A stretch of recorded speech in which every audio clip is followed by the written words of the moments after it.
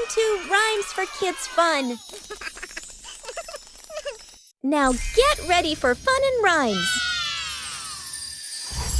गांव के बाहर खड़ी थी एक बहुत पुरानी हवेली। लोग कहते थे रात को वहां से फुसफुसाहट आती है, पढ़ो पढ़ो। सारे बच्चे दूर से ही डर जाते, लेकिन नेहा और कबीर अलग थे। उन्हें रहस्य जानना बहुत पसंद था। एक शाम नेहा और कबीर टॉर्च लेकर हवेली पहुंचे। गेट अपने आप घिर की आवाज करते हुए खुला। अंदर धूल जाले और हल्की सुनहरी रोशनी। दोनों ने बहादुरी से कदम रखा। सीढ़ियों के बीच में पड़ी थी एक बहुत बड़ी किताब, सोने जैसी चमकदार किनारी और उस पर जादुई निशान। जैसे ही कबीर ने किताब को छुआ, वह अपने आप हवा में उठ गई और पन्ने तेजी से पलटने लगे।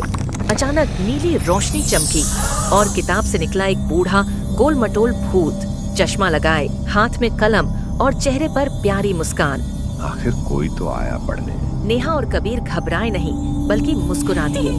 ये कोई साधारण किताब नहीं है। इसमें जो लिखोगे वो सच हो जाएगा। लेकिन याद रखना, ये जादू सिर्फ अच्छे कामों के लिए काम करता है। नेहा और कबीर की आंखों में चमक आ गई। नेहा ने किताब में लिखा, गांव के सारे बच्चे स्कूल जा सके।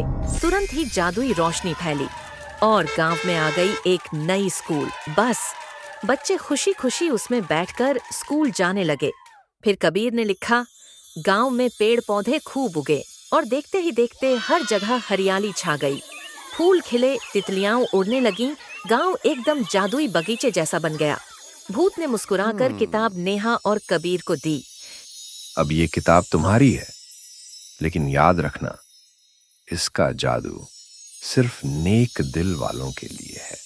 नेहा और कबीर ने वादा किया। धीरे धीरे पुरानी डरावनी हवेली बदल गई। अब वो रोशनी, फूलों और हंसी से भरी जगह थी। गांव वाले और बच्चे वहां खेलने लगे।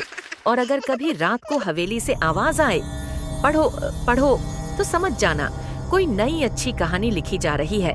बच्चों, याद रखो, सच्चा जादू सोना चांदी में नहीं होता, बल्कि ईमानदारी, मदद और ज्ञान में होता है। Thank you for watching. Please share and subscribe.